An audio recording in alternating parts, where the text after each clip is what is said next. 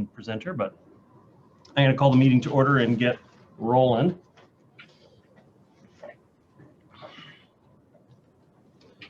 Okay, so good evening, ladies and gentlemen, and welcome to the council workshop for Tuesday, February 9th at 5 o'clock. This meeting is being held entirely virtual, but streamed live at dnv.org/council-live for people joining us. We have a resolution to hold a public meeting without the public in attendance. The wording of the motion is in the agenda. Can I have a member of council please pass that? Moved by Councillor Hanson. Is there a seconder on the motion? Councillor Curran. Call the question. All those in favor? Contrary minded? Motion carries. Council, we have an agenda that's been circulated. Are there any errors or omissions from the agenda as presented? Hearing none, will someone move the agenda for the workshop? So moved. By Councillor Back. Is there a seconder? Second by Councillor Curran. I'll call the question on the motion. All those in favor? Contrary minded? Motion carries. Council, we have one set of minutes that have been circulated. This is from the January 18th council workshop. Are there any errors or omissions in the minutes as presented? Hearing none, will someone move adoption of the minutes from the January 18th council workshop? So moved. Moved by Councillor Back, second by Councillor Curran. Call the question on the motion. All those in favor? Contrary minded? Motion carries. So the minutes from the January 18th council workshop have been adopted. Moving on this evening to reports from council or staff. Tonight we're continuing our ongoing discussion about the targeted OCP review. Tonight we're focusing on the housing white paper, but also viewing sort of a broader social equity lens on the papers and some of the stakeholder input related to that. I guess sort of to start us off, I know you're not making the main presentation, but I'm going to go to Mr. Milburn. Thank you, Your Worship, and members of council. The format for tonight will be very similar to last week's workshop, which was the first. So this is workshop number 2 of the targeted OCP review. And I'd like to hand it over to Ms. Atva, who will then provide an introduction to our consultants who will be providing presentations for council, after which we'd be happy to answer questions and facilitate discussion. Thank you, Worship. Thank you very much, Mr. Milburn. Good evening, Mayor Little, and good evening, all the District of North Van councillors, and to everybody who might be joining this workshop today. This workshop is 2 hours, so thank you for starting at 5 o'clock. It's amazing to still see the sun outside there, but thank you for your time. Today, we're fortunate to have 2 people from our consulting team to help guide us. The first part of the workshop will be related to the housing white paper, and Matt Thompson from Urban Matters will be guiding that portion. The second portion, starting about 6 o'clock-ish, will be related to the social equity lens, and we will have Jen Casorso, also from Urban Matters, guiding that discussion. And I will say that, as you know, Urban Systems is our main project consultant for the OCP targeted review. Urban Matters is a sister related company to Urban Systems that really focuses on looking at complex social issues. And Nicole Foth is, there as well in the background. She's been instrumental in keeping this project going and is going to help keep us going tonight as well. So I've got just a few comments again to start off with for the next slide. Thanks, Nicole. The project scope and outcomes. We know our vision is a sound one in the OCP. And again, it talks about vibrant neighborhoods, an enviable pedestrian network, being inclusive, being able to adapt to climate change, having diverse businesses and jobs, and a wide range of housing options. However, as you can see here with the 4 icons, we've been taking council's direction to look at transportation and the congestion issues, housing, lack of affordability, employment and economy, and the challenges businesses face in retaining workers, and the climate emergency and our dependence on fossil fuels.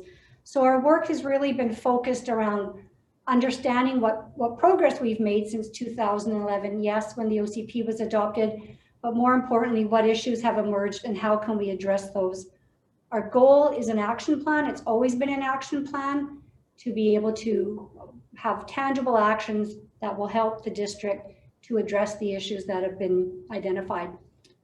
Next slide, please. This is the process slide that we showed last week as well, and we're moving through these steps from the work we were doing, in fall of 2019, already a year ago, to the work last spring with stakeholders and with our white papers. All of the information that we've been able to provide to date is all available on our website, easy to find through DNV OCP review.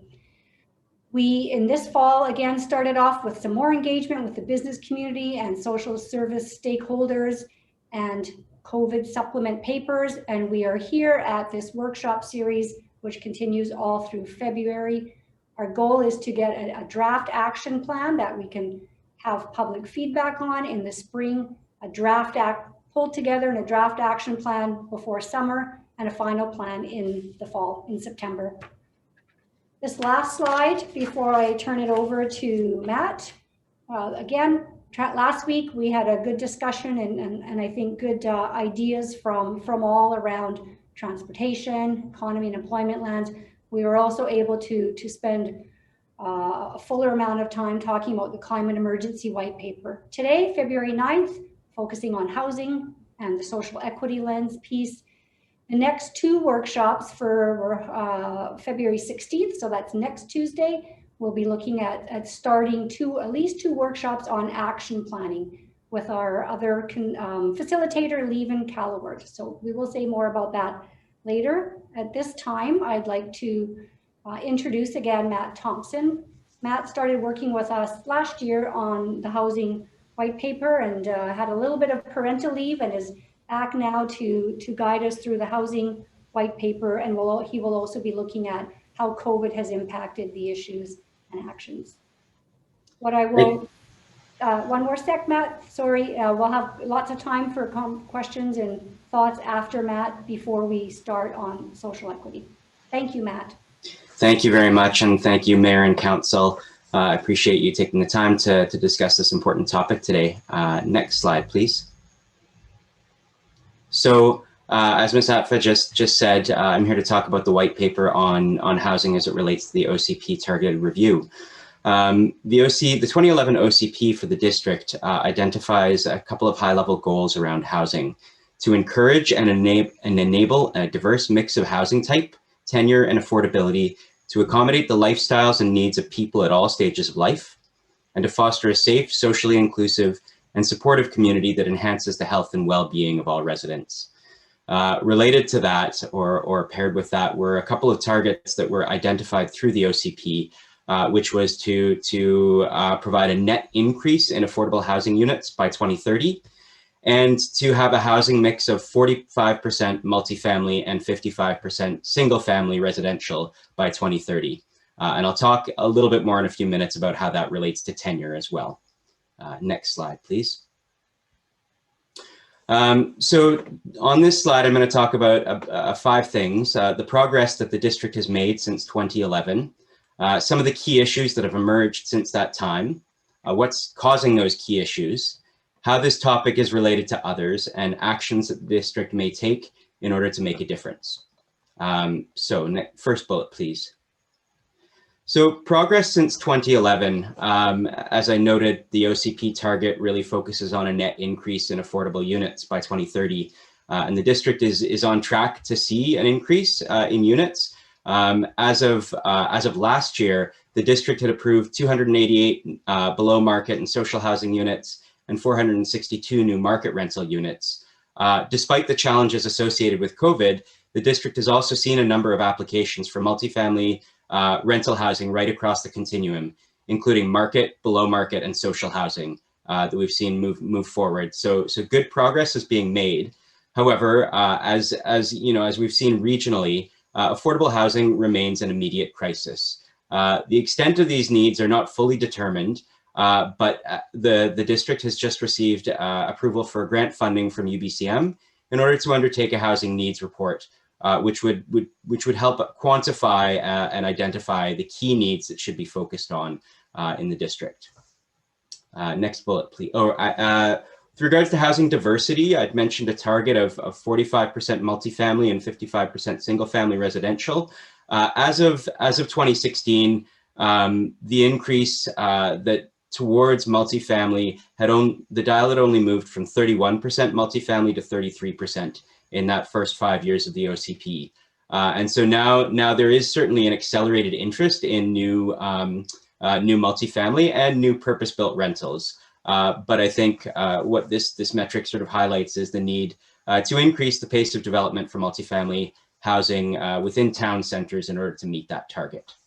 So with regards to key issues, what's causing or creating barriers to achieving the goals that the district set out to achieve in 2011? Well, housing is just increasingly unaffordable across a broad range of housing types for a broad range of residents. Whereas affordable housing or housing affordability was for a long time an issue for lower income households, we're increasingly seeing it impacting moderate to middle earning households. So even median earning households are unable to afford housing in broadly in Metro Vancouver and certainly on the North Shore and within the district. A lack of housing diversity based on OCP targets is another area that's impacting housing issues. There is a missing middle of residents, especially those aged 25 to 39. So young people starting out in their careers and young families sort of moving from early to mid-career.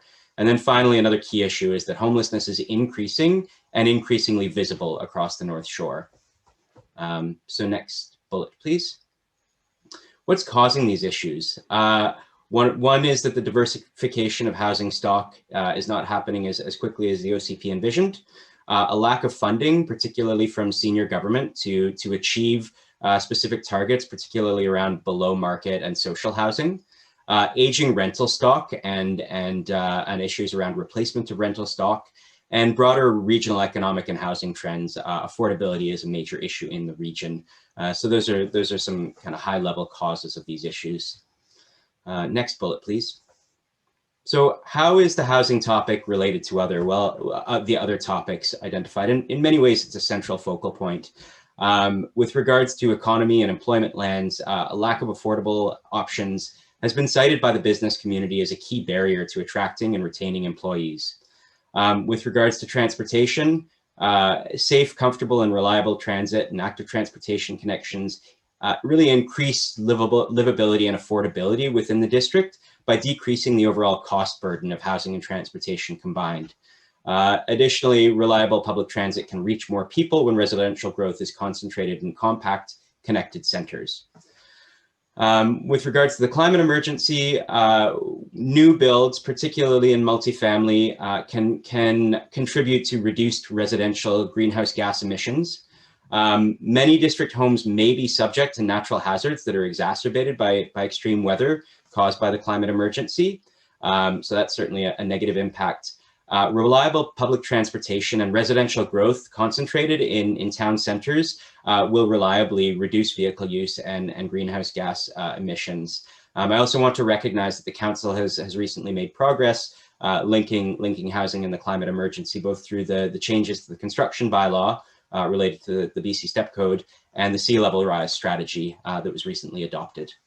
So next bullet, please. So what's going to make a difference from the district's perspective? Augmenting and continuing municipal investments in affordable housing, including DCC waivers or reductions, land contribution grants, or other supports is a key action.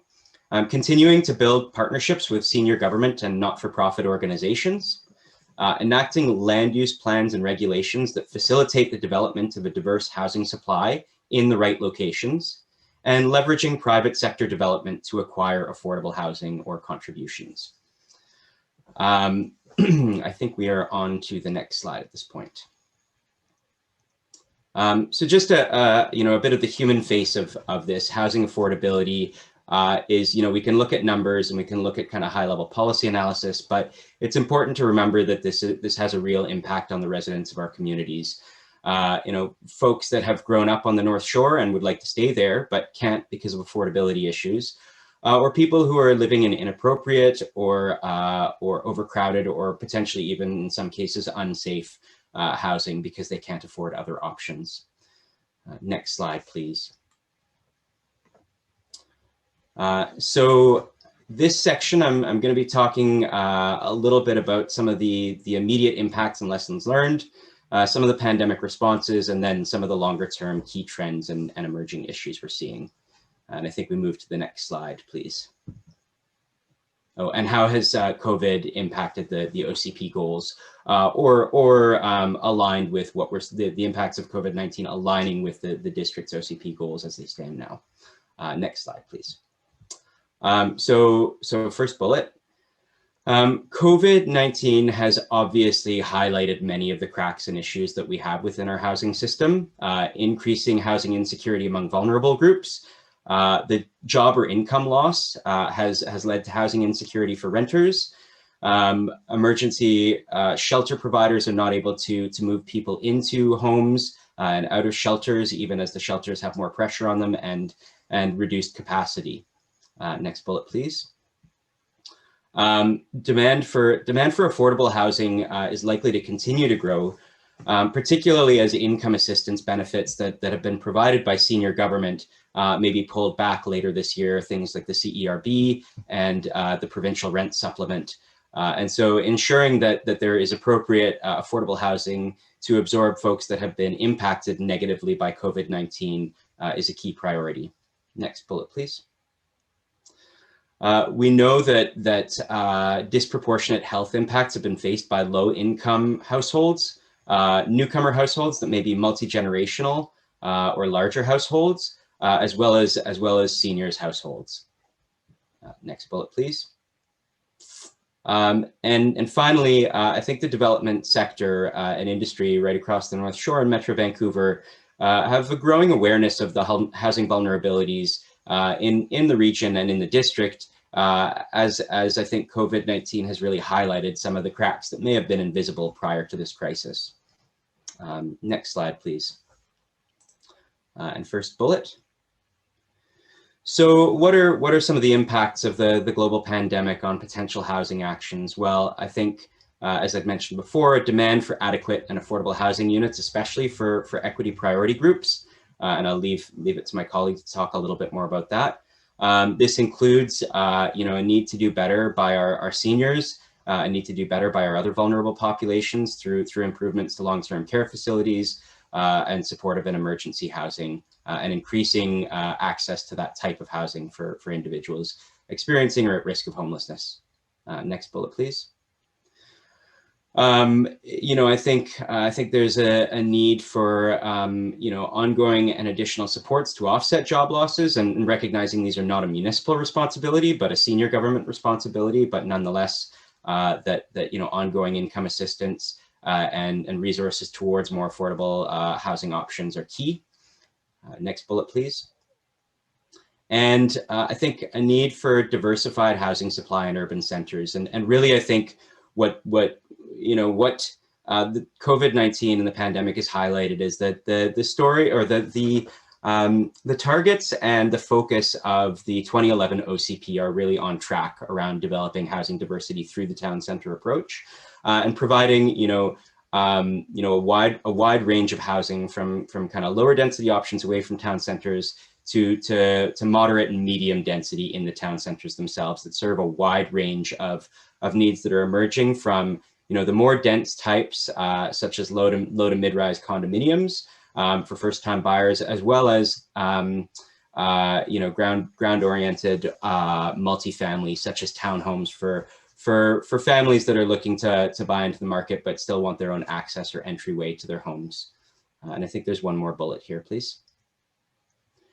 And then finally, I think the pandemic is really being seen by those of us who work in the housing sector as an opportunity to address many of the longstanding issues that we've been facing in terms of diversity and a good cross-section of housing. We see the federal and provincial governments continuing to put significant resources towards the funding of new housing, including social, below market, and even market rental, to support the addressing of housing issues and the housing crisis in the North Shore, Metro Vancouver, and British Columbia. And so, I think it's a kind of a linchpin, really addressing housing as a linchpin of some of the recovery plans, the early discussion for economic recovery that we've seen, the messaging that we've been getting from BC Housing and CMHC is that they are open for business and they're really interested to see new projects come forward. And so we've got this kind of opportunity to both secure long-term assets through affordable housing from senior government, but also use it as a kind of springboard to some economic recovery. And I believe that is the end of that slide. We can go to the next slide. Great. I think we take a pause there for questions. So thank you very much. I'm happy to receive comments or questions. Thank you, Matt Thompson. Just checking, I don't see any hands from council yet at this point. Councillor Murray. Thank you. Thank you for your presentation, Mr. Thompson. In the OCP, I didn't notice on your slide in regards to solutions, and I'm sure that's just a highlight of some of the solutions, not all of them, but in the OCP, there was a policy statement that talked about protecting existing purpose-built rental. Can you comment on the importance of that? Yeah, I mean, I think I'm happy to talk, and I do think that that's sort of leading into the next step, which is the action planning. So I think we're still in the phase of drafting some of those, and I don't want to get too far ahead. But I would emphasize, and it's part of the district's rental housing strategy already, is to protect and support existing rental stock. As I'm sure council knows, much of the stock in Canadian communities of purpose-built rental was built in the 60s, 70s, and 80s, and it's aging. Which makes it both our affordable stock, but it also makes it quite vulnerable to redevelopment. So there are a number of tools that can be implemented at a municipal level to protect renters, to protect stock, or if it is being redeveloped, to ensure that there's a level of affordability or replacement of some affordable units. So those are all options that I think we're discussing with district staff as potential actions. And I've done my best. I have to apologize. I'm not 100% up to speed because I just got back from parental leave yesterday for about 2 months. Well, congratulations. So, thank you very much. And now you're going to get some rest because you're back to work. Exactly. That's how that works. Yeah. You noted that we're only at 31 to 33% in regards to our goal of affordable housing. Is that right? Did I say 33% right? was the latest statistic we have from the census. It is dated. It's 5 years old now. It's from 2016. So, tracking that, we have looked at some turnover. I know that there's been an increased emphasis on the development of multifamily residential in the town centers, which probably means that when the new census numbers come out after the census this year, we'll see a significant shift, but we don't have exact numbers on that right now. This is going to be the most interesting census we've ever had our hands on. I would suggest, though, that has a lot to do with the fact that the purpose-built rental that was lost due to redevelopment there was no net gain because it wasn't replaced at a 1-to-1 ratio. So although the OCP cited that we needed to protect that, the loss of those units that were being demolished to make way for multifamily was not replaced at 1-to-1, and that was unfortunate. Have we truly defined affordable housing, or are we broadening it dependent on what is affordable to me versus what's affordable to you? Well, I will perhaps defer to staff where necessary here, but I think generally the OCP and the work that we're doing uses the CMHC definition, which is 30% of before tax income towards shelter costs. So obviously that differs depending on actual income. So a lone parent family and what they can afford and what's suitable for them will be different from a 2-income family where it's a couple with children. Certainly in the work that we do, and I think with your housing needs report, there would be recognition of the difference between different household groups and different tenure groups. Typically renters earn quite a bit lower than owners. And so recognition that they're not going to have the same resources to pay for housing as owners might is an important part of any analysis. And do you see an end game on the housing crisis? Because I will tell you, we probably haven't built, like I'll look at the North Shore because I think we're all connected. So if we were to look at the North Shore, we have not built this much housing since the 1950s, when many of the subdivisions on the North Shore, particularly in the district, were being cut. And yet it's never been more expensive to live here. So what's the end game on the crisis? I mean, that's quite a I think an important question. Probably. Or the billion-dollar question, maybe we should use it in terms of that, given the. Yeah, and I think, I mean, I don't want to delve too far into this, but I think really it's sort of in some ways it's about the senior government resources to go towards it, the accomplishment of the provincial 30-point plan, where there's, you know, really significant resources dedicated to building 114,000 affordable homes across BC, combined with the national housing strategy. You know, the accomplishment of the targets and priorities that they've set out in those strategies would probably be, you know, the end game. We'll see how much the dial is shifted by the time we get to 2030 on those numbers, but certainly they're kind of rolling out resources to address those targets. So I would say that, you know, that's probably the best indicator, and updates to those plans and strategies might be sort of worthwhile when they come to kind of continue to monitor trends as they're emerging in Canada. And then I'll just leave this one last comment, Mayor Little. When the district approved the towers at Sealand, the district was given, I think, correct me if I'm wrong, I think it was 85 units of purpose-built affordable rental in perpetuity.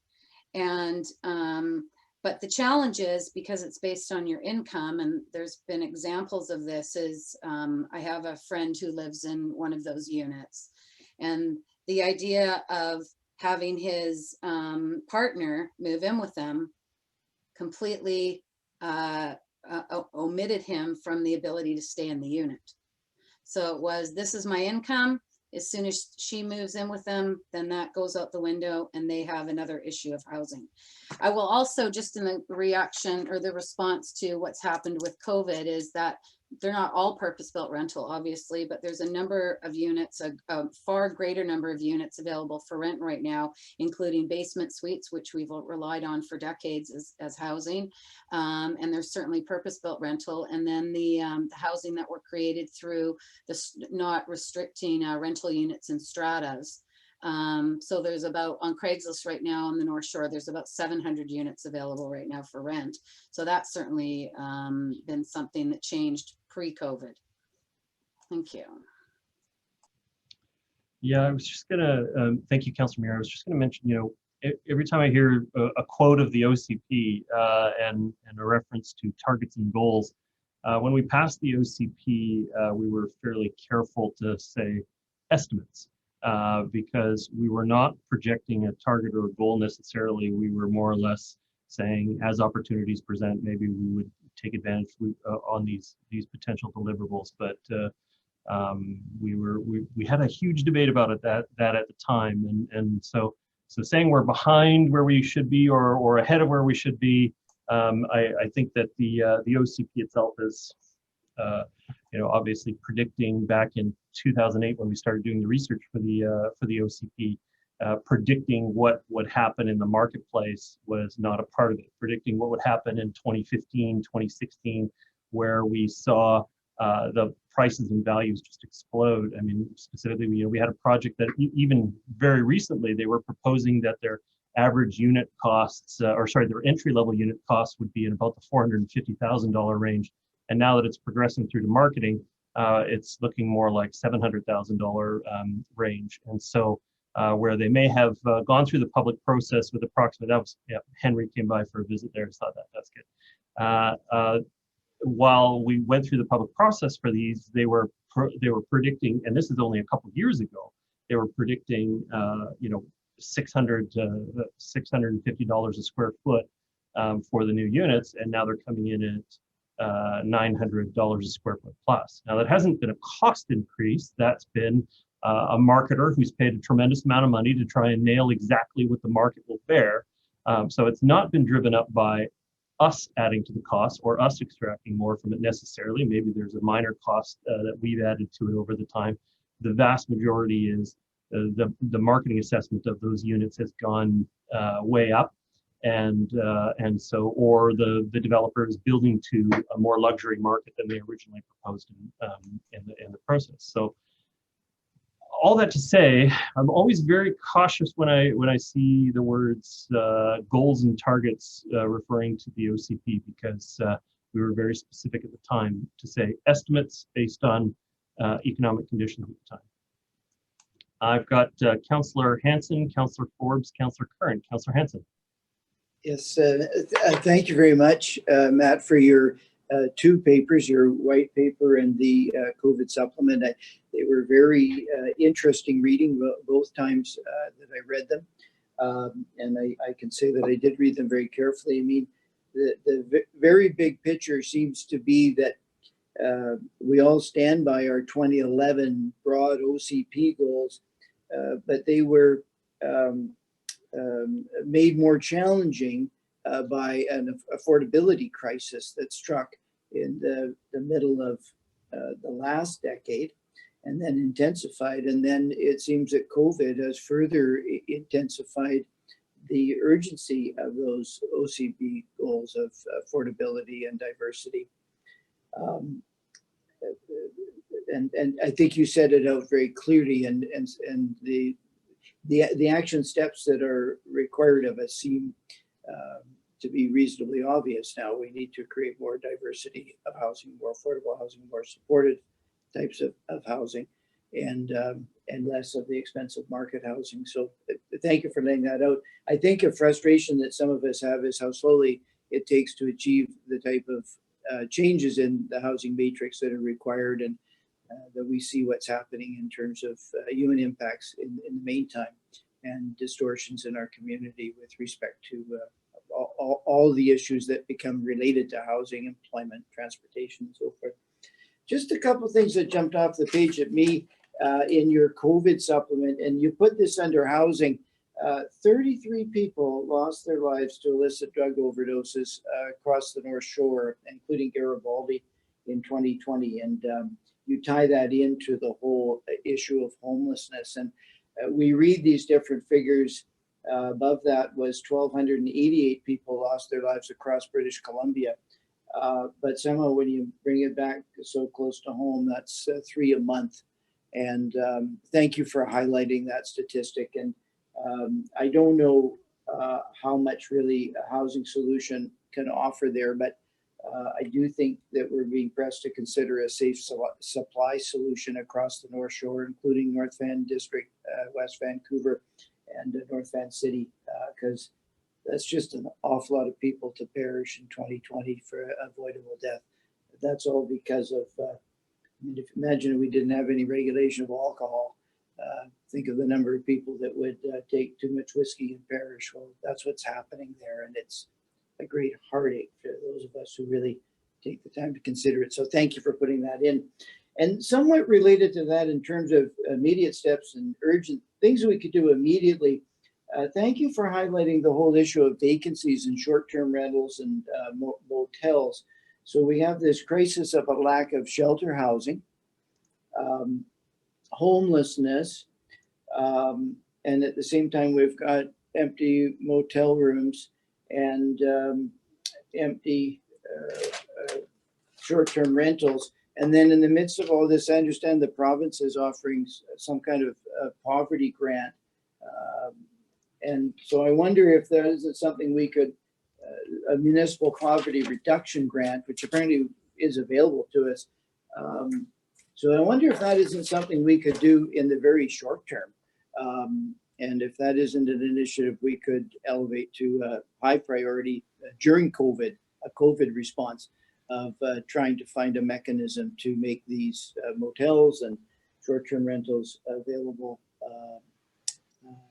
as shelters, perhaps with the support of the provincial government's municipal poverty reduction grants. So those are some comments. Good work, and if we keep at it, perhaps we'll make some progress.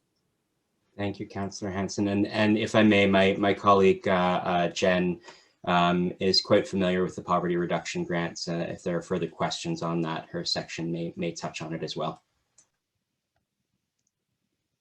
Thank you. Thank you, Councillor Hanson. Councillor Forbes. Thank you, Your Worship. Thank you for the reports. They were really quite interesting and quite a bit of factual information there that it was interesting to read. I just have a couple of comments and maybe one clarification. Even though I'm not talking about targets of the OCP, we had many implementation committees at different times that recommended certain things such as affordable housing, and as Councillor Murray mentioned, the protecting the purpose-built rentals. Had we done that back then, perhaps we wouldn't be trying to catch up so fast as we are now. But the one thing that I still see throughout this document is that we're still talking about town centers, 15-minute neighborhoods, and walking and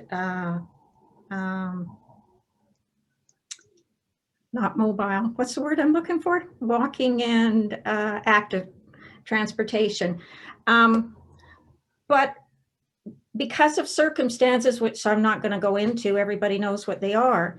A lot of the town centers were meant to be where the affordable housing would be, because that's where transportation would sort of be at a hub. And those people, it would be more affordable to live in the town center because they wouldn't need cars, et cetera, et cetera, et cetera.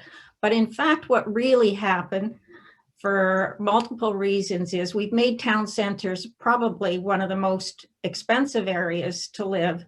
And we haven't done that much alteration to the actual transportation because we have to work with a partner on that. And it's taking a long time to get any changes. So the end result that I'm trying to say is in this report, we're still concentrating on town centers as being the possible affordable walk to work, walk to services area. And we've been working on that for 9 years. And they aren't. So I think the action plan, whatever you come up with, really has to see that that was the goal for 9 years.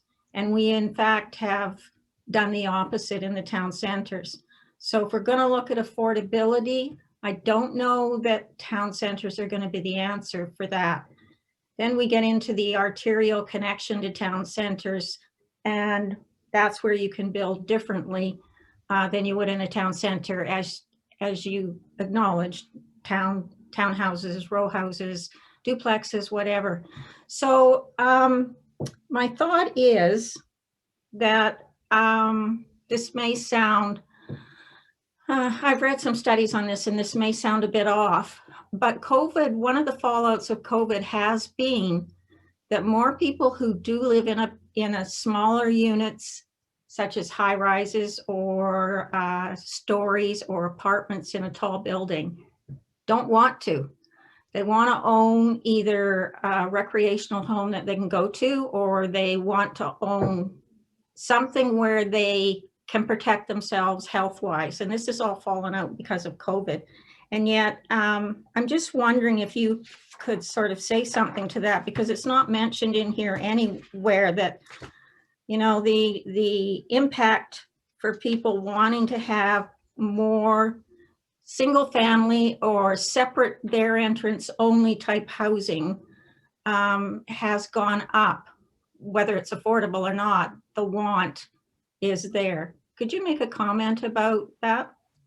Yeah, I mean, I think there's a lot in that statement that we could probably talk for quite a long time on, but with regards to the kind of desire for more of a single or a detached home style format, yes, there is this. Like townhouses, like you mentioned. Yeah, well, I think that point, yeah, with regards to the townhouses, that certainly is a focus when we talk about diverse and a range of housing in and around town centers. Recognizing that townhomes are in many ways going to be the district's solution to addressing that need or that demand for the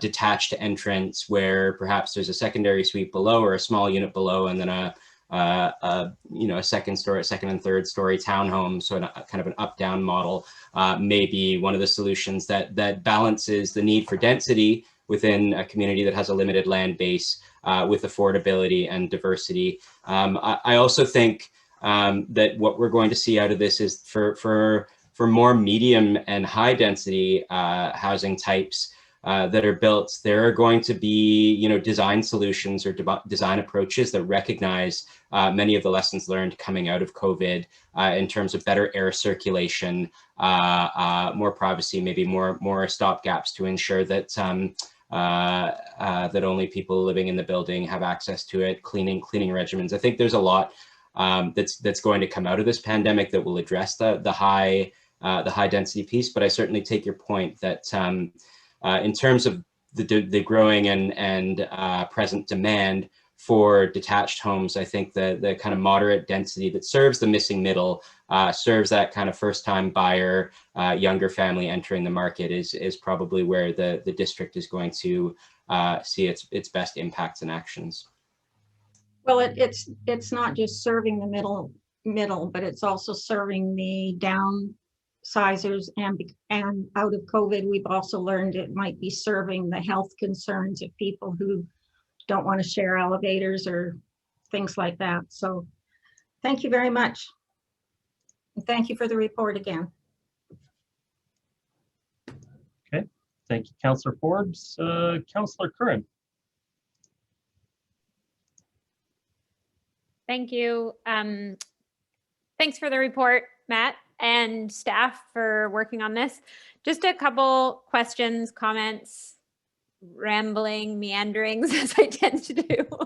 I was just wondering about at the federal level, there's over 100,000 people on waiting lists for significantly subsidized housing in Canada. We are we're at the bottom. I don't like to think of higher levels of government, but other levels of government. But yes, we do have other levels of government that we need to partner to deliver this. And it's hard to scale it up to meet the challenge, the crisis that it is. And it seems like everything takes so long to go through. And I think on our end, we're willing and ready in some cases, and it can't be scaled up. But you see success with extractive economy will build camps for workers in months. And it's like, we know how to build modular housing. We know how to build housing quickly. We know how to build net zero housing. We know we want to create these new jobs.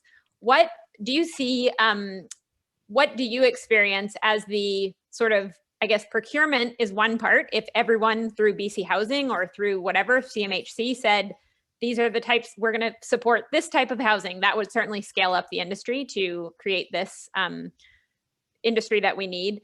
But maybe can you speak to that a little bit about what challenges, if we have a plot of land and we're like, we want net zero passive housing and we want it quickly, we know it exists, we just are talking to the air, like nothing.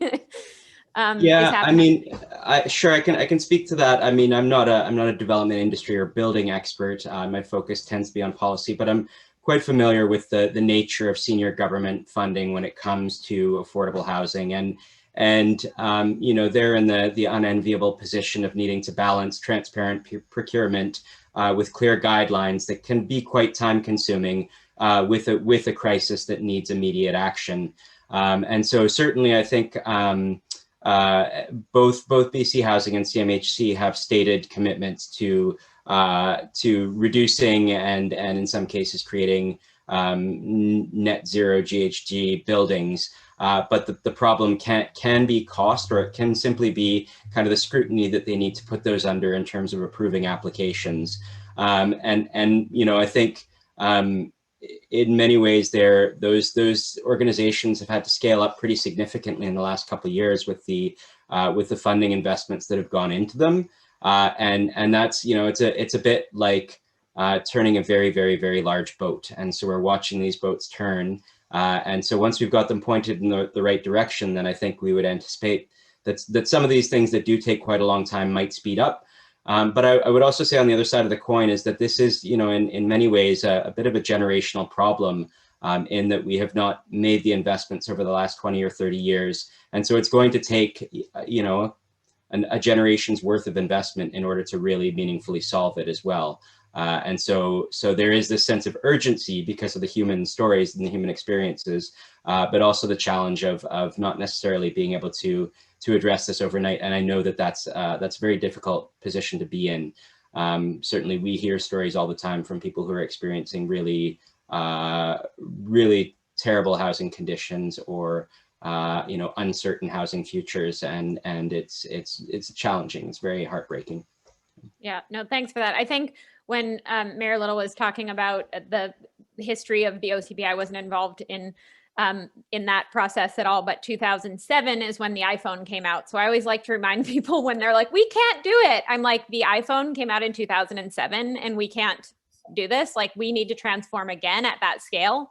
And I think COVID has actually shown us that we can obviously transform systems, well, not transform systems, but work at a systems level and do things quickly. So I'm somewhat hopeful. And I know at the federal level, they're working on procurement policies for federal buildings have to be net zero, blah, blah, blah. Well, that helps starting to build that capacity. If the province did that as well for housing, we would build that capacity more quickly. And the only people who could apply to build BC housing projects would be building what we need to be doing to align with science. So I think that's important. The other piece that I had, and there was something in the original white paper on housing, or at least the draft that came out, that was looking at, as you've said, as we've kind of talked about, looking at different housing options within single family neighborhoods. And that's certainly a trend throughout North America in particular. Could you speak a little bit of that? I think there's two pieces. We always have transportation challenges. So you want to put more housing in places that has amenities. But also looking at areas of how do you add the amenities? I know there's some interesting things in Vancouver where they're like adding corner store zoning in family neighborhoods so that you can, or in single family zoning areas so that you can have a walkable market and things like that. So kind of rethinking not just from the housing angle, but how do you make the existing places less car dependent and have more housing diversity. So could you speak a little bit to that, please? Yeah, I mean, I may defer some of this to staff as well, but I think certainly there's been some conversation around gentle forms of density outside of the town centers, just providing that sort of single family kind of feel in neighborhoods with slightly denser options as a potential action that we'd be looking at. I think you're absolutely right that the caution is not wanting to increase traffic or make those homes necessarily car dependent. So I think it would have to be looked at very carefully in terms of access to transit. I won't speak necessarily to commercial zoning. I think my colleagues at Urban Systems who are working on the kind of economy and employment lands may be better positioned to do that. But certainly I think, you know, sort of subnodal design, as you're alluding to, where you've got the town centers as your main nodes and then maybe sort of mini nodes outside of those in order to encourage better walkability within a neighborhood is definitely can be a best practice if applied appropriately. Cool. And I guess, yeah, I always like to talk about affordable living, not just affordable housing. So I appreciated that. I think we're doing a better job of always talking about trying to connect those. And, you know, we do have a lot of challenges, as Councillor Forbes was indicating, I think getting partners to help us get to advance the transportation goals. But there is a lot we can do within our jurisdiction. And I don't think we always do what we can do without other partners. So I think, like, to get people out of their cars, we have to give them safe, affordable, sustainable options. So I'm actually optimistic about that, but thanks for the report. Thank you very much, Councillor. I've got Councillor Bond next. Thanks, Marlo, and thanks for your presentation and your reports, Matt. I think one of the things that you didn't mention in this presentation, but that I found really useful in the original housing white paper was the different misconceptions that we hear about housing. I'm wondering if you maybe could go over a few of those. And then also, this might be a more difficult question for you, but why are so many of these misconceptions still popular opinion?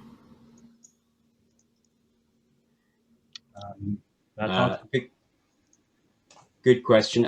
Both good questions. I don't actually have the white paper open in front of me, as I'd mentioned. I think, yeah, we do list a number of the misconceptions, including, that I think we need to kind of come up with an all-partner approach, that we can't sort of take nonprofits alone, expect to take on the burden of housing, that developers and municipalities have a role to play in partnering to support this. I think there are a lot of misconceptions and stigma around certain kinds of affordable housing about their impact on neighborhoods. Those are a legacy in many ways of older forms of social housing that were built and kind of ghettoizing rather than being integrated into neighborhoods. I think in terms of, broadly speaking, to why misconceptions are true. I mean, I'm not an educator, but I think it does come down to kind of collective education. Certainly the work that we do around homelessness, the work that we do around housing more broadly, has its best impact when communities don't feel as though they're under attack, but rather are engaged in the conversation from early on. And it's very easy for misconceptions to stay present and front of mind when there's something immediate like a project to respond to. Whereas, we see communities that open dialogue early and often before projects are proposed, go into their communities and talk with them about the need for housing in different neighborhoods and different types of housing and why that's important. We see some of that stigma and some of those misconceptions about housing, especially, affordable housing or social housing, below market housing, being reduced. And so I mean, I hope this doesn't come across as a pat answer, but sort of it's a little bit of human nature to kind of get our backs up when we feel that our community or our way of life is under threat. And so as decision makers and as those of us that are kind of working in the field of housing, I think best practice is always to kind of approach the conversation early and to bring community on side. Yeah, that's a good explanation. And the immediate threat is always the one that gets the attention, not necessarily the unseen things that may be happening in the background. I think you mentioned, and I think we all know this to be true, that there has been an affordable housing crisis pretty much permanently, especially, and that's for people of lower income. So that's across the board. And you mentioned that. Especially in our region, over the past 10 or 15 years, that crisis has crept up into middle-income housing, middle-income households, and that's probably why we're getting more attention on it. That's probably why governments are focusing on it now more than in the past. I'm wondering, and you talked about the missing middle, and one thing I think it's important to differentiate is when we talk about the missing middle, I think we often talk about a housing form, and that's that between the single family and kind of the low rise apartments, everything between, a single detached home and a 6-story apartment building.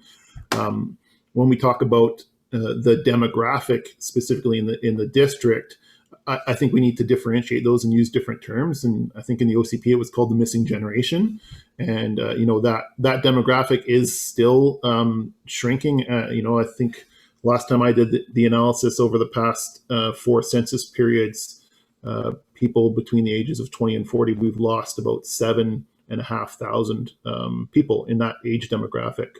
And our population hasn't changed. It's the same population, around 85,000 people, but we've lost 7,000 people in that age demographic. So I think that missing generation is a different term.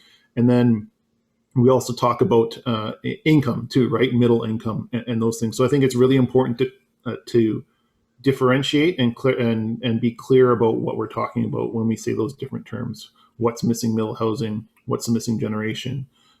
When we're looking at ownership housing in the apartment condominium form, we're mostly talking about for middle income earners, right?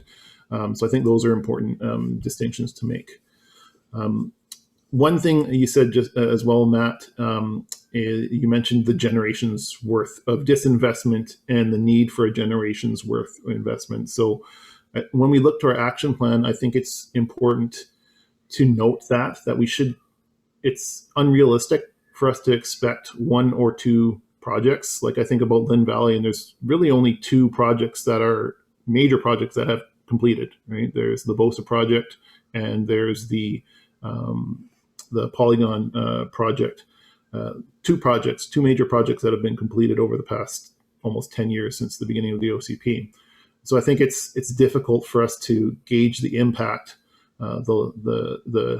We see the short-term impact and we might not see a change, but I think it's important when we look at our action plan to look at the long-term impact. What will the presence of those types of homes and that housing diversity have in the long term of our community in the next 30 years, where we have more diversity of homes at different price points for different households as they need them. So I think that's an important kind of consideration when we're doing this work. One more thing, Mayor Little, if you'll let me. The other thing I think that's important is we talked a little bit about COVID and the impact on housing. In that space, I think it's important to make the differentiation between density and crowding. I think we've seen, I'm not sure, and anyone can correct me if I'm wrong, that there's much science that supports that density, denser neighborhoods are less safe in a COVID scenario. It's more about crowded areas, and a crowded area could be, 4 couples in the district renting a single family home with 4 bedrooms because they can't afford each individually to have a 1-bedroom apartment. And, 4 1-bedroom apartments might look more dense, but it's less crowded because everyone has their own individual space. So I think it's important to realize that. I don't think there's much science that supports the opinion that COVID or denser neighborhoods are less safe due to COVID. It's more around how many people you have in close proximity, and that can happen in a dense neighborhood, and it can happen in a low density neighborhood. So I think that's an important consideration as well. But excellent work. I think we're going to run late on this workshop again, Mayor Little, I think, because we're looking at the equity piece as well. But I'll save more comments for the next workshop and the action plan workshops. Yeah, and I thank you, Councillor Bond. I heard Ms. Atva's comment that it's a 2-hour workshop, but in my phone it said 4 hours.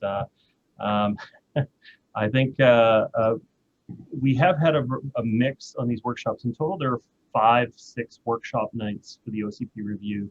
And as you've seen in the last couple, they've been unfortunately pressed by other meetings on the same night. This is one of the nights when we actually don't have stuff afterwards. We don't have to break to a 7 o'clock meeting that's been advertised or something else like this. So this is one of the nights where there's not a lot of time pressure on you specifically. I'm sure there are people who would love to get home at the end of the day, but this is one of the nights when I'm not going to be pressing you. So thank you for your comments, Councillor Bond, and no problem getting a little extra time on that. Councillor Murray.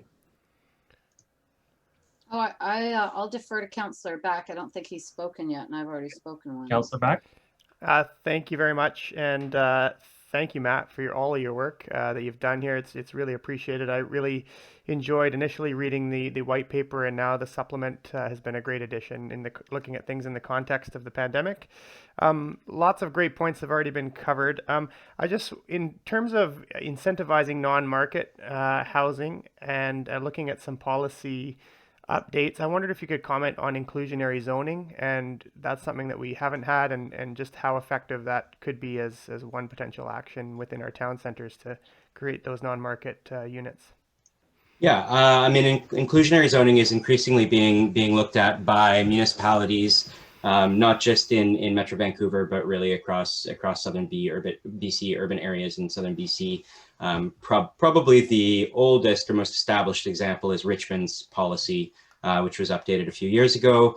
But other examples include the city of Victoria. It's, inclusionary zoning, I think can be a very effective tool. It should be considered as kind of the flip side to density bonusing in many ways, where density bonusing is a little bit of a developer carrot, whereas inclusionary zoning is a little bit more of a stick in that it's a requirement.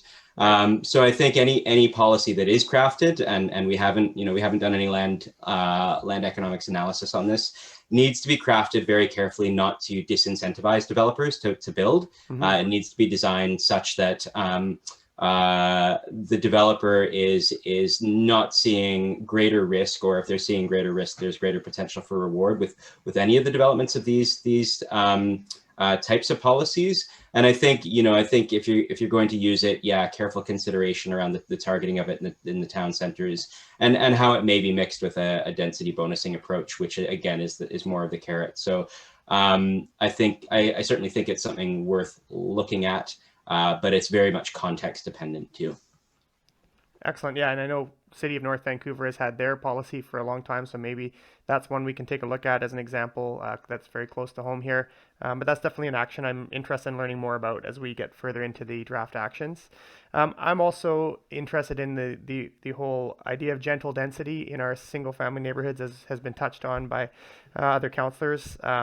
Looking at how we can continue to evolve our coach house policy. I know we recently did do an update to it, but we, over the years have not seen a lot of uptake on coach houses, secondary suites, or potentially allowing both a coach house and a secondary suite, again, as some other municipalities like the city do. So that's another area that I'm interested in, as well as the partnerships and, what types of partnerships make the most sense. We've talked about BC Housing, obviously CMHC, but looking at partnering with our First Nations and how that could potentially look. But I'm really interested in getting into the draft actions. I think there's lots of great stuff in here. So thank you very much for all the work. Thank you, Councillor. Councillor Murray. Thank you, Mayor Little. Yeah, just over the years, and certainly, funding from senior levels of government did dry up, and when there were partnerships between municipalities and nonprofits and the federal government to build social housing, certainly the district was one of those places on the North Shore that our nonprofits, the Lions and Kiwanis, they certainly stepped up to look at opportunities to build those projects. I agree that the response in some communities throughout the region has been quite challenging when bringing social housing into a community. I will say that the District of North Vancouver has been anything but supportive. Residents have been very supportive over the decades of social housing. In fact, many of those residents built the social housing, were those groups that were coming forward, living in the community. In fact, we just sent one project to hearing on Monday night and didn't hear a peep. We'll see what happens at the hearing, but I see no bubbling of upset so far in the community in regards to a form of housing that's very needed. So I think depending on the neighborhoods and the area, you will get that, but it's not been my experience as an elected official in this community for over 2 decades. And, I've said this before, my father was very active in building social housing for 25 years in the district. But I will say that, we talk about why it's unaffordable to live here. And I always wonder when the ceiling's going to crack, because I just don't think when you have 3 ski hills, a world-class ski resort an hour and a half away, recreation centers, rivers where you can kayak in the morning and ski in the afternoon, or vice versa. There's a cost to that. That adds to the cost of living because it's convenient. You're not having to drive 2 hours to get to those places. It's 20 minutes out your back door. Highest and best use has also contributed to the affordability issue throughout the region. Thank God, and Mr. Bidewell is on this call. Thank God when we were doing the OCP and Lower Mountain Highway, did we split those 2 areas because of Mountain Highway, where we had the light industrial and we protected the light industrial commercial part of Lower Mountain Highway. Because if we had treated it like the eastern side, those businesses all would be gone. because they would not afford to be able to pay the taxes. 5 lots on Crown at Mountain collectively are assessed at over $24 million today with the new assessments that have come out. $24 million, that's just assessment on 5 lots. You know, the land values are the significant contributing number in regards to the equation when we talk about development. And it will be interesting to see once these town centers are built out, what happens to the land values around these town centers, because they're not going to stay stagnant. They are going to rise too. And that's what I fear, that, you know, there's neighborhoods in the properties right now that are half empty. There's homes worth $7 and $8 and $10 million that are listed. They have been listed for years and they are empty. There's no furniture in them, empty neighborhoods. And so, you know, the value of this land, it's lucrative. You know, we've heard from those in the know that for years, land and housing was a commodity. It was just like it was a resource. And, you know, commodity driven development, the majority of units, certainly in the last 6 years in Lower Mountain Highway in the Lynn Creek Town Center, the vast majority of them were 1 bedrooms because they were the easiest to move offshore. That investment in the condo market is still happening. That speculation in the condo market is still happening. And I think, and what I understand is that we're at an all-time high in regards to inventory. A lot of these projects, they've been zoned and they haven't even been built, or they're mid-span. You know, they take years to build. So what is going to be the uptake on them, especially now that we've just been through this pandemic? And I think what Councillor Forbes is trying to point out is that it may not be unsafe to be in a condo or in a tower, but I think it's the perception of those people. Do we want to be in a tower right now? Or do we want to go into a single family neighborhood? And we certainly see the market in the single family neighborhood, you know, go through the roof right now, because people, they don't need to maybe work in an office anymore. They can go out to the valley. They can run their businesses from the comfort of their homes with a backyard and more space. So it's an interesting time. The census is going to be really interesting. And the, you know, when the dust settles from this pandemic, if it ever settles, it'll be interesting to see where everything falls. Thank you, Councillor Murray. Councillor Curran. Thanks. My calendar says 11, so do we have time to talk about new economic models? No? No, because Okay. none of us will be here at 11, so we're not talking about that. That's another Just, night. And that I'm was gonna a be joke, absent. staff. Just kidding, everyone. What I wanted to ask for potentially as it comes back, there's more, I think, exciting movement in like conversations around co-housing and cooperatives that are outside of subsidized housing. So like individuals coming together to be creative and to try to figure out how to live. That's the economic model. We'll park that conversation. But so I would be really interested in that. I don't think we've talked too much really, well, at all. At least I haven't talked to anyone in staff about that, because it's really exciting to see some of these new projects happening. So I'd love to look at that. There's certainly some folks who have reached out to me asking about that. And I said, I'll ask. So here I am asking. And then the other thing that I think would be helpful in terms of land use and climate is, and the economy, is looking at when you put a number of houses together in a cluster and the infrastructure is less to service that, pipes and roads and all of the things that are required for single family, how that is over time, like how that's going to impact taxes and contributions from people in the future, because there's going to be a lot of changes that are coming for adaptation. We're experiencing that now. Climate adaptation is in the millions. the government estimates it's $5 billion annually at the municipal level for adaptation right now, and that's only going to increase. Of course, insurance agency is questionable how that's going to, what's going to be insurable and everything. But I would be interested in some analysis.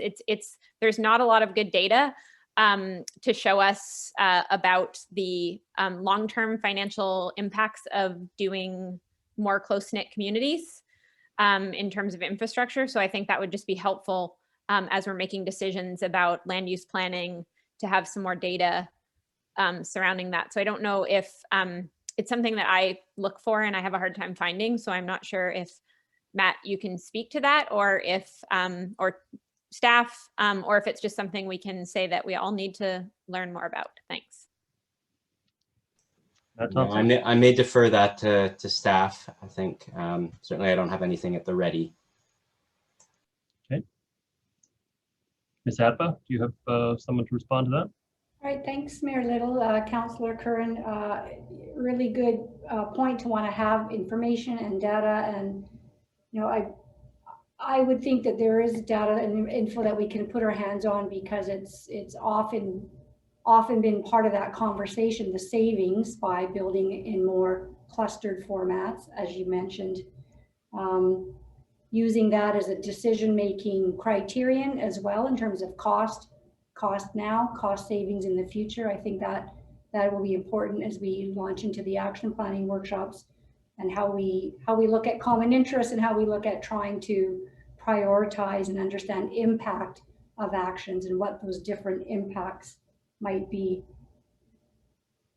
Thank you. Yeah, I would just say, I find in my conversations with people that are younger than myself, have grown up in a culture of sharing. And so it's much more natural to live in places that are sharing cars and sharing bikes and sharing all space in a way that's different than, so I just think that since that's the age group that we're talking about, making sure that they're included, because I think generally speaking, it is oftentimes people who are older who are making decisions about younger folks who maybe aren't engaged in the conversation. And so just ensuring that we're engaging the right folks, I think is helpful. And so I'll just leave it at that, but I'm glad that that's something that we'll have to consider in the future.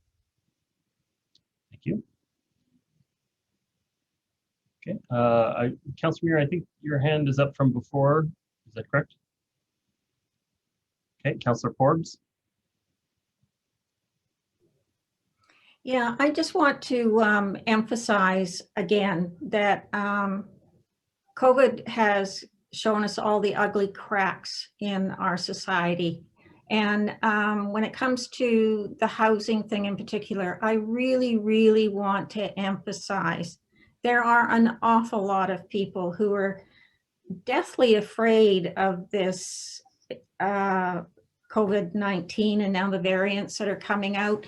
And we don't know when life will ever get back to a new kind of normal.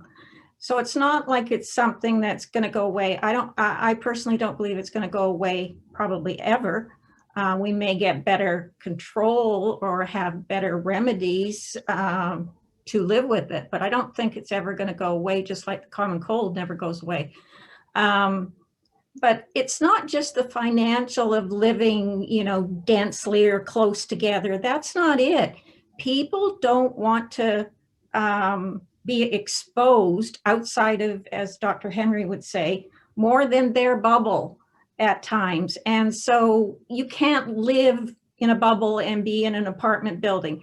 So in our actions, I'd like to request that it's not just the financial benefits or cost benefits of how we build, but it's also the mental stress and the mental impact that's going to have on the residents. And we know that we know now that people living in small, we have more demand for green space and park space now than we've ever had. And the North Shore feels that constantly. So just when we're looking at action plans, could we also not just think of money, but could we think of the health and the mental well-being of people living in whatever action plan we sort of look at and analyze. That would just be my request, because I don't think anything's going to change in the very near future. And I think people are going to be more concerned about their immediate sort of immediate neighborhood and their bubble. That's all. Thank you, Councillor Forbes. Okay, I don't see any other speakers. So I'm going to encourage us to go on to the next paper then at this point. Thank you very much, Your Worship. With your permission, I'd like to introduce Jen Casorso from Urban Matters, who is the main author of the social equity paper and will guide us through this part of the presentation. Thank you. Welcome. Hi there. Welcome. Thank you very much. Good evening, Mayor and Council. So thanks for the opportunity to present the social equity white paper to you today. The focus of this white paper connects to your OCP social well-being objective that focuses on fostering a safe, socially inclusive, and supportive community that enhances the health and well-being of all residents, including providing infrastructure to support community health, safety, and economic prosperity, and facilitates the enhancement of recreational opportunities, cultural activity, and artistic expression. It's important to note that the application of a social equity lens was acknowledged at the outset of the OCP targeted review, and the team is keen to walk through this white paper with you tonight. To that end, we applied a social equity lens to build an understanding of how equity priority groups may be impacted through potential actions of this targeted OCP review. Next slide, please. So through the course of this presentation, I'll focus on addressing these 4 questions. First, social equity refers to a collective aspiration for a society where all people live freely with equal opportunities to thrive and live a vibrant and healthy lifestyle. Social equity is a central approach and value to guide all decision-making in order to facilitate equitable community development where people have fair and just access to resources and participation in society. Social equity is based on the understanding of intersectionality, and this highlights that certain individuals face heightened vulnerabilities and discrimination due to the intersection of their multiple identities. For example, an Indigenous woman with a physical disability who is a single parent will face compounded impacts of those identities that will present added barriers. I've only covered 2 key concepts in this presentation. However, within the white paper, there are additional key concepts defined on page 4. I also want to acknowledge Council's recent registration with the Coalition of Inclusive Communities and support to implement the Municipal Specific Truth and Reconciliation Commission calls to action, as this is a clear sign of an ongoing commitment to growth in the area of social equity. Next slide, please.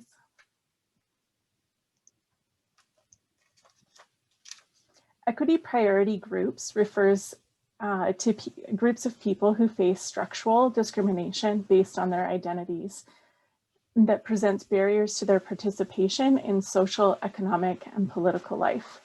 To support our understanding of equity priority groups in the district, we analyzed the OCP focus areas in relation to the impacts on equity priority groups, created a demographic profile, creating a snapshot or baseline of existing social equity gaps and opportunities in the district. We gathered input through the Social Services Stakeholder Workshop held in December. Through the work and assessment of demographics, these are examples of equity priority groups within the district. Some of the key issues facing equity priority groups include barriers in earning livelihoods, and equity priority groups are likely to face higher burden of poverty that increases the likelihood of homelessness and food insecurity. They are also more likely to lose employment during economic uncertainty. As well, a lack of resources may restrict their ability to access adequate housing, and they may live in inadequate or unsafe living arrangements that impact their health and safety.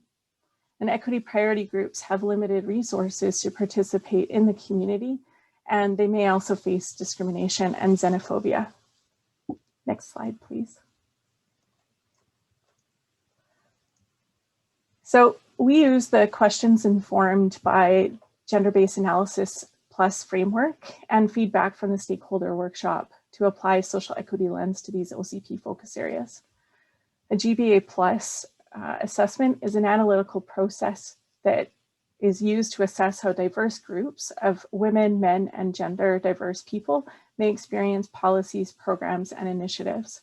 The plus in GBA plus is not just about differences between biological and sociocultural genders. We all have multiple characteristics that intersect and contribute to who we are. GBA plus considers many other identity factors such as race, ethnicity, religion, age, and mental or physical disability, and how the interaction between these factors influences the way we might experience government policies and initiatives. We also included information on COVID-19 impacts on equity priority groups in relation to the OCP focus areas. Social equity is central to all planning areas, as the needs of equity priority groups must be considered to ensure services and programs are designed to be accessible, and equity priority groups also should not experience negative impacts of them. So how is this related to the OCP focus areas? There are a number of ways, and I'm going to highlight 3 examples within 2 of the focus areas. In economy and employment lands, lack of affordable housing options is cited by the business community as a key barrier to attracting and retaining employees. Within transportation, safe, comfortable, and reliable transit and active transportation connections increase housing affordability by decreasing the overall cost burden of housing and transportation. And reliable public transit can reach more people when residential growth is concentrated in compact, connected centers. Next slide, please.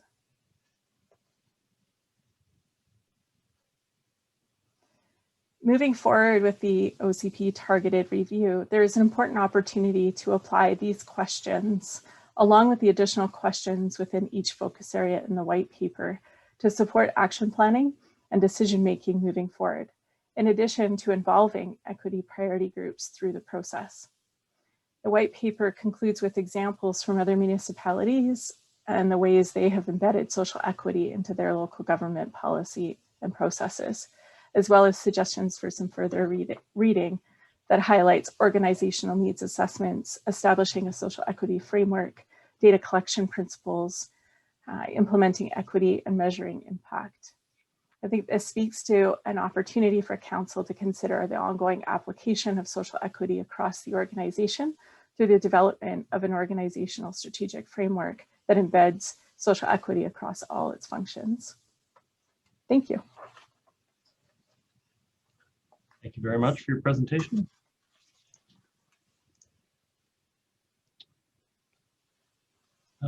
Yeah, no, I just my own comments on this. I saw the equity priority groups, and I thought that was very good the way that that was laid out.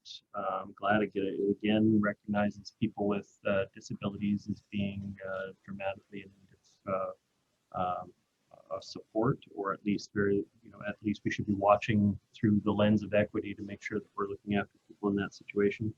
It's far too easy these days to have an equity priority group list that is very short and very narrow, and so I'm glad that you included so many groups in it. When I walk down in sort of the business areas south of Marine Drive, and you see all of the camper vans and RVs that are on the roads, people are using as a way to avoid homelessness in our community. You talk to the people and you wouldn't get a sense necessarily right out of the gate that they fit into any one of these categories. Not obvious, disabilities, not obvious, ethnic, not obvious that they'd be even addiction in a lot of cases and stuff. And so it's just people are hurting in a great number of areas in our community, and I was just glad to see that the equity priority groups included quite a diverse group of people in it, and that we'll be looking through our policies with a lens considering all of these impacts. I still don't see someone from council wishing to comment. Councillor Curran, thank you. I was like, I have to comment. No, I just really wanted to thank staff, in particular, Nicole. I know you've been doing a lot of work behind the scenes. So thank you to all staff who's been working on this, and to the consultant. Thank you, Jen. It's so nice with Zoom because you can go and look at people's names. So yeah, I really appreciate this. I think that we just have to acknowledge that this is a journey. And that we're all learning and we're unlearning, and we're not going to get it all right. But I'm really pleased to see us taking steps forward by joining the coalition and acknowledging it in the work that I've done, which is by centering voices that have lived a very different life than I have. I've really learned to name systems of oppression and not be scared to talk about anti-Black racism, anti-Asian racism, like really name it for what it is. To normalize that discussion, I think, is really important to do. So I think that we can't talk about social equity without the root cause of why we have inequity. So I want to be comfortable talking about those things. And I think that we will move in that direction. I also just wanted to frame, there's in the donut economics, which a lot of people are talking about now, but the idea of looking at 4 questions, and it really challenges us to look at what does it mean for the people of the District of North Vancouver thrive, but also what does it mean for everyone on the planet to thrive?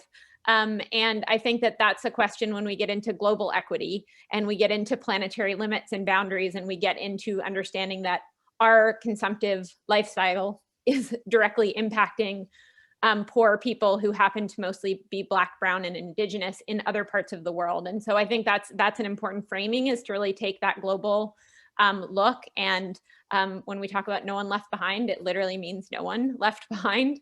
And the other piece is the intergenerational equity. I work with a lot of young folks in the climate space, and they're feeling like they don't have power, and some people are too young to even vote, and all of these decisions are being made by policymakers that they don't have a say in their future. So I think including them in the discussions is important. And I, of course, appreciate the Kimberly Crenshaw's intersectional approach to everything, understanding that it's always going to be different. And then, of course, on reconciliation, which is part of the coalition work, we have a lot of work to do. So just recognizing that, and also just that I'm following, like, this work has been led by amazing folks for generations, and we're late, frankly, but we are at least, I think we're very committed, and I think that that's a good step. So thank you for this work, and I look forward to really making this central. I really appreciated the framing. I think it makes it easier to have specific things like who's not here, who benefits, who loses, and then what are the unintended consequences.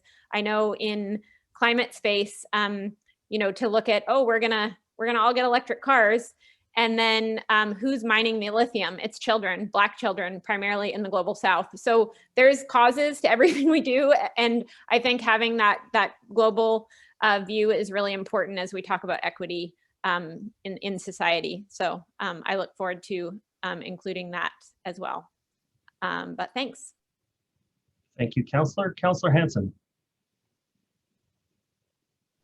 Yeah, thank you very much to the mayor and the Councillor Curran for her currents to date, and Jen, very much for your report. I found it very useful to me, just broadly in terms of understanding the issues and the public policy framework. Inequality broadly, the difference between those who are advantaged by our culture and those who are disadvantaged, very badly disadvantaged in some cases, is clearly an issue of our age, and an issue which, if we fail to address it, has the potential to tear the rivets off our society and undermine our social structure in a very significant way. And your paper addresses that. I found your definitions interesting and useful to my understanding of these issues, and the general policy framework that you set forth was interesting and obviously very useful, I believe, to the district. I was struck and would put forward to my brother and sister councillors how interrelated the themes of social equity were.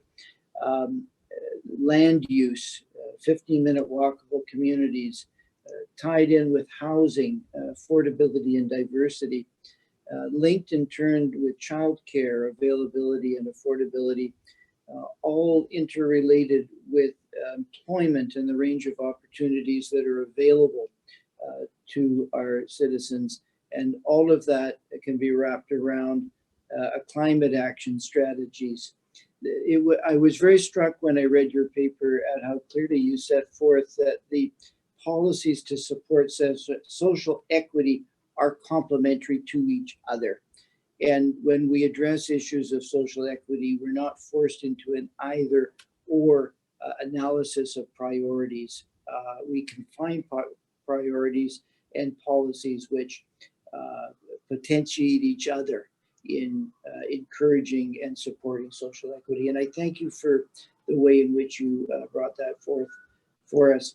I was very interested and read with care your Appendix A, which you set out community examples, and didn't have the time but would have liked to have explored that further. And I hope that we draw upon some of these community examples and precedents and learn from others as we venture forth into this realm of addressing social equity.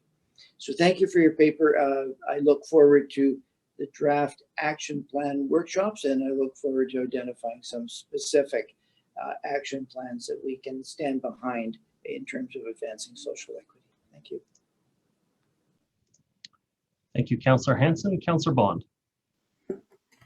Thanks, Mayor Little, and thank you, Jen, and the rest of the team for this work. I think it was very important work to come as part of this package. It's something that we haven't put as much of an emphasis on during the OCP process and the previous times that we've reviewed the OCP. So I really appreciate this coming forward and putting this lens on these actions in this action plan. One of the things that I took away from the reflection questions that you have in the presentation in the package is not just as Councillor Curran and Councillor Hanson have put the looking at who benefits, who might be disadvantaged, or who benefits from any decision we make, but also acknowledging the existing conditions and how even a lack of action can be perpetuating inequality. So I think it's important when we're moving forward and drafting our action plan, not just to look at, okay, action A benefits these people or disbenefits these people, but what happens if we don't do A?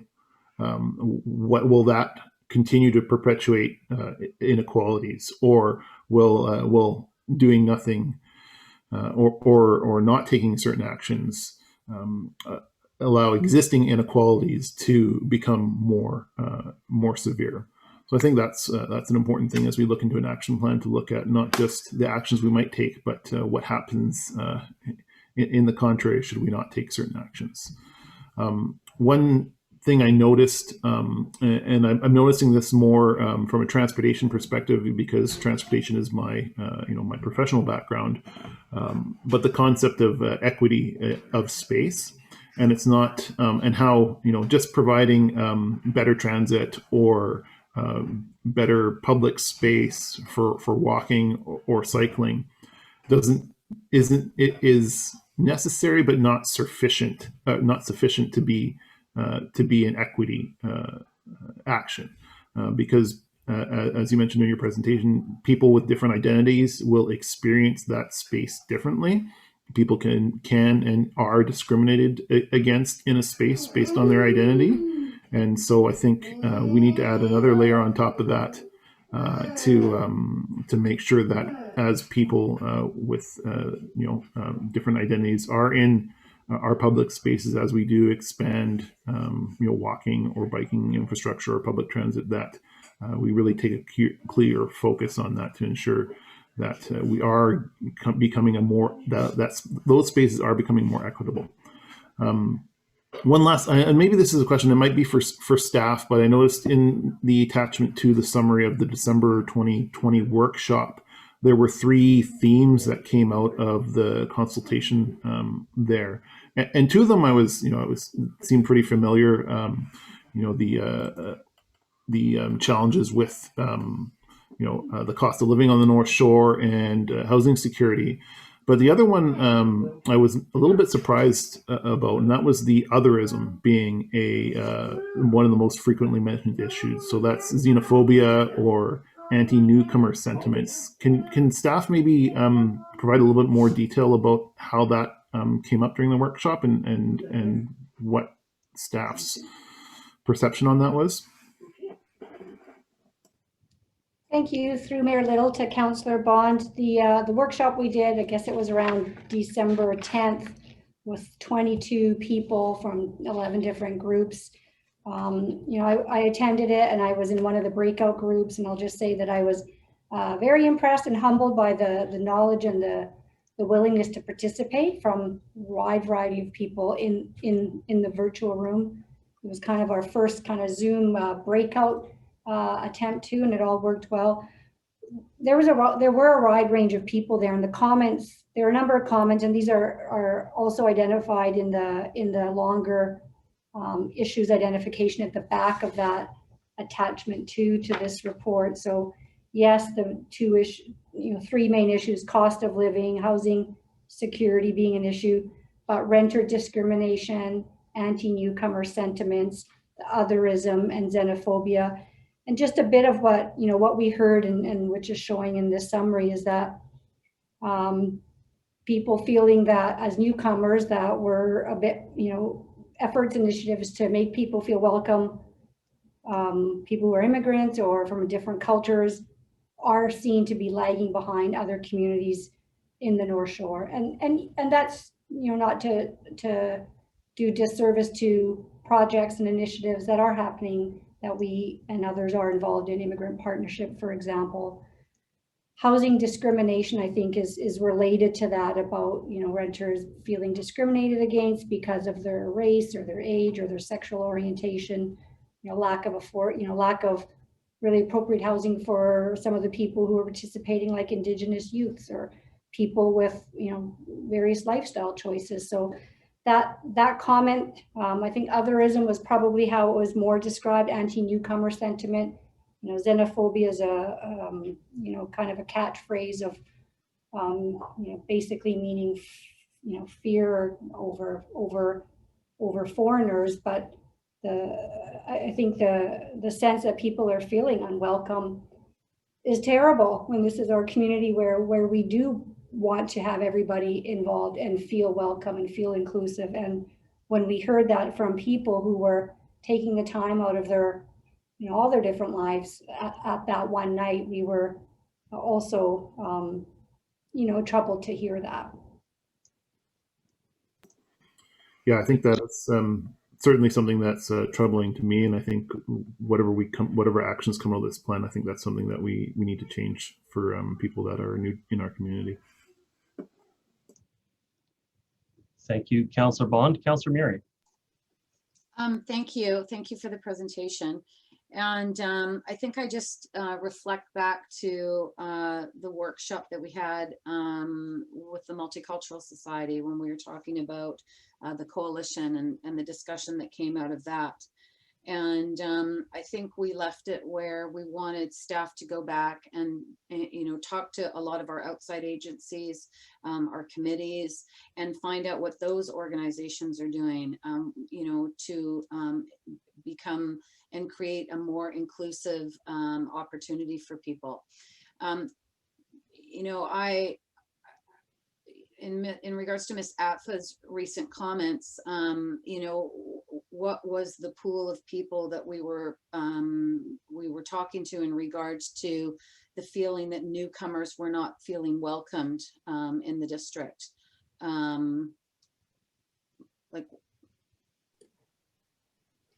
Thank you.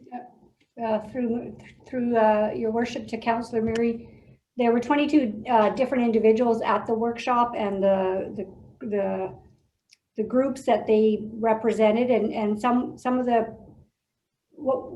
participants were people from service agencies like Harvest Project, Hollyburn, but also our goal, and we were, you know, happy to also have people who were benefiting from the services, for example, of you know, North Shore Neighborhood House, you know, North Shore Crisis Services Society, so that we weren't just talking to the staff at, you know, the wonderful staff at those organizations, but also the goal was to talk to the stakeholders and those people who use some of those services.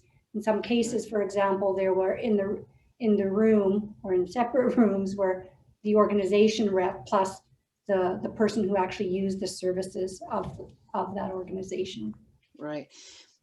You know, in regards to housing, and housing always comes up, I would say that I don't know if any municipality in the region has done a very good job at looking after those that are most vulnerable.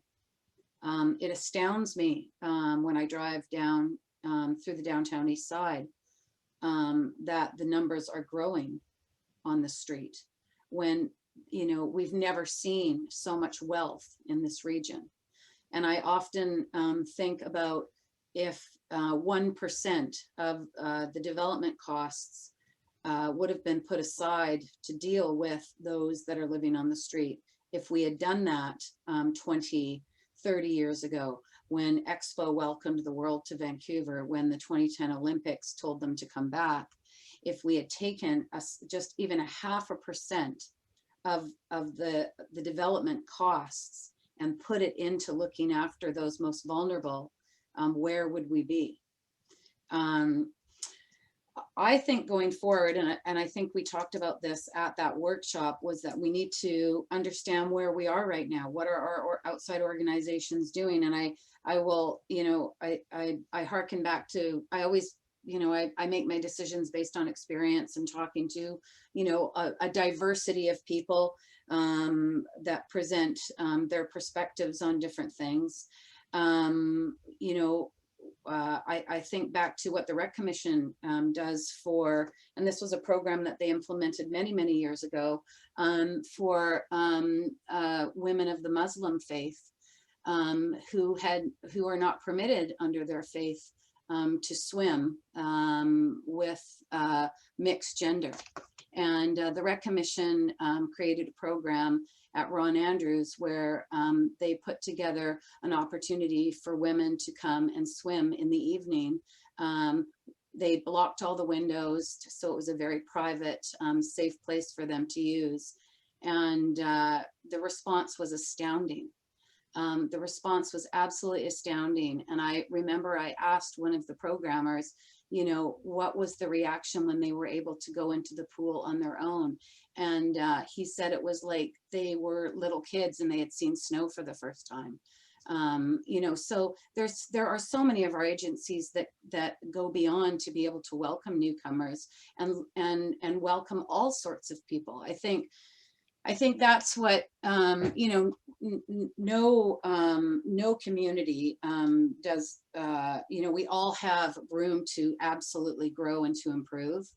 But I think there's examples like that that are in existence. And I think that we should look at those and try to increase those opportunities. And we should try to grow that. I think we're a diverse community. We have one of the largest Persian communities in North America that live on the North Shore. And I, you know, I can say as a woman,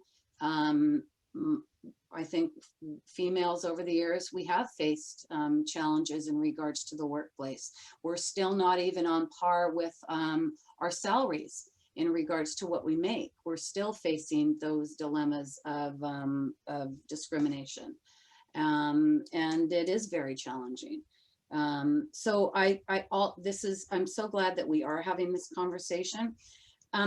One thing we can do, because our major role is land use, 8 years ago, we would never, the previous council would not have considered mixing social housing into the town centers.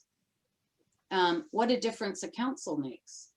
When the majority, and in fact, I would say unanimously, this council is pushing the development community to include purpose-built rental. And I would say let's step up and include that social housing in these town centers, in those developments.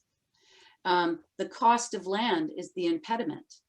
The highest and best use in these town centers, a format that is continues to exist within the provincial government, and the way assessments are looked at, is the impediment. So say the development community. The need to increase the density and what that does to the infrastructure in a place that is dissected by creeks and mountains, and how challenging it is to develop in this very geographically challenged part of the region. But when Sealand, which is at the top of Mountain Highway off the freeway, was first envisioned, Stephen Hines, the developer of that project, and Mayor Little at the time, Mayor Little will remember this discussion. He was a visionary as far as his look at development, and he wanted to mix all sorts of people in that development. In fact, his hallways on the different floors, and it was a dense development. It was actually a solid wall. It almost looked like the Roman Colosseum. His hallways, and this would not have worked in COVID, but they actually narrowed as you got to the end of the hallway. And the purpose of that was to bring people closer together, but to mix it.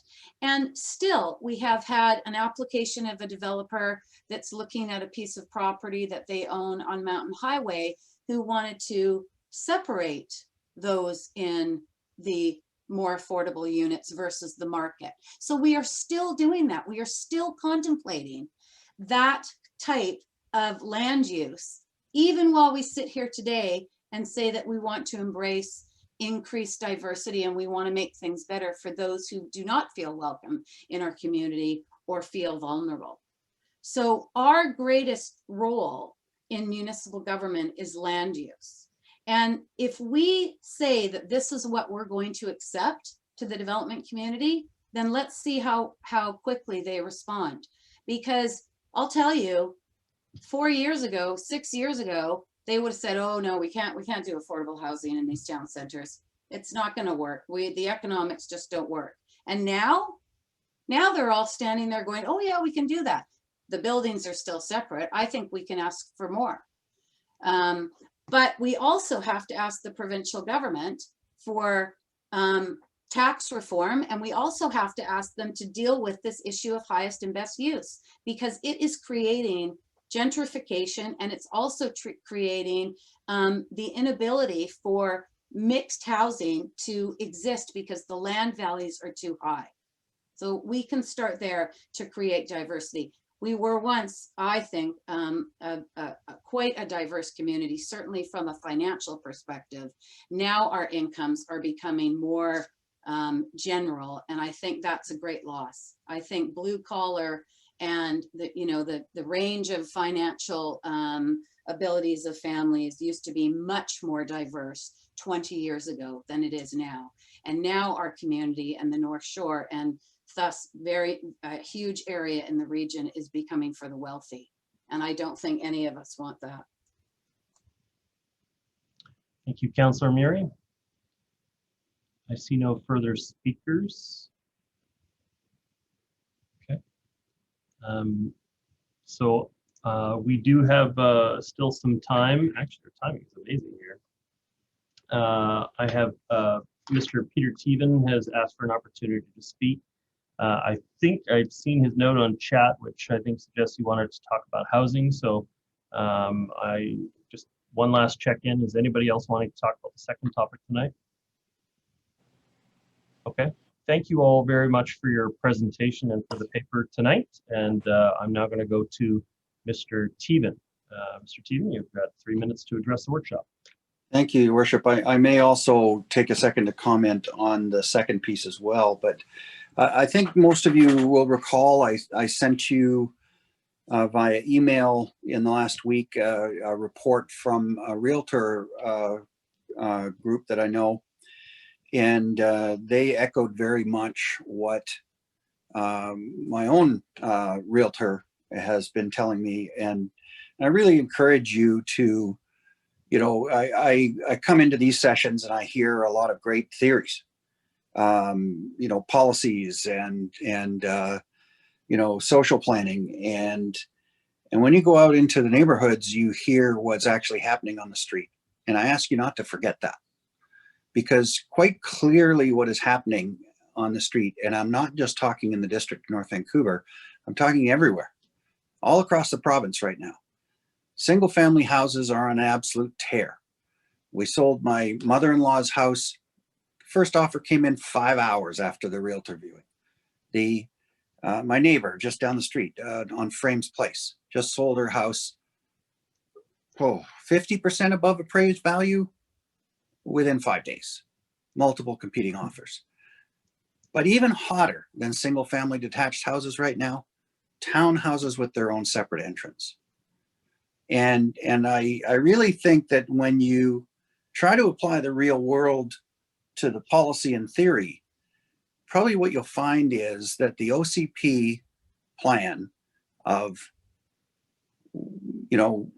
my high density might be your mid density, but higher density in town centers, higher congregations of people, is not what the market wants right now. And I don't think it's going to want that for a lot of the foreseeable future. People want their own entrance. They don't want to get in an elevator with a stranger. They don't want to walk in the same space as a stranger. They want to go from their mode of transport to their own home without being faced with contamination. Pay attention to that. It's really important. I'm not advocating for this, but I wonder if the future OCP that matches the market is low-rise townhomes all along transit routes, not town centers. I suspect that would meet the market today better than the plan that we've been talking about. I'll just comment too on the social equity piece. I don't know anybody that lives in my neighborhood or anybody I talk to that doesn't want people to get a fair shake in life. But I worry that through this attempt at a good goal, we have dissected people down so far. Every stroke that government makes is a double-edged sword. Yes, it was great when the Muslim women got their own night at Ron Andrews. But as a habitual swimmer at Ron Andrews, let me tell you how I felt when I was told that I wasn't allowed to come to a time that I used to be allowed to go to. Now, I didn't make a lot of noise because I do understand and I do want people to feel encouraged. But, for every action, there's a reaction. And reading through the materials tonight, I can tell you this. It's very clear that we want to include this person and that person and the other person and that person and everyone except the white straight guys, which I figure is about 1 in 5 based on the numbers I saw in the census. That's pretty painfully obvious to me. Is the future is the DNV, Peter, is for everyone except you. Be careful of that, because as you're striving to be inclusive and supportive, you're also holding down someone else who never did anything wrong, but feels the pain of what you're saying quite distinctly. So please don't forget that. Thank you. Thank you, Mr. Teven. Okay, Council, I see no further speakers, and we've completed the business of the evening, so Councilor Murray has moved adjournment, and I will accept. Once again, thank you all so much for the presentations and for moving this process along. Thank you to staff. Thank you to members of the public for participating. Look forward to our next workshop, which I believe is, again, 1 week today. Is that not correct here? Let me double check. That's correct, Your Worship. Yeah, and so is next Monday is Family Day, but it's the Tuesday after Family? Is that correct, or is it the week? Is that the week after? Tuesday, 5 p.m. Tuesday, 5 p.m. Okay, Thank you, Your Worship. great. Fantastic. Thank you all so much. Thanks, Carolyn and Tina. Sorry, I didn't thank you. for- Good night, everyone.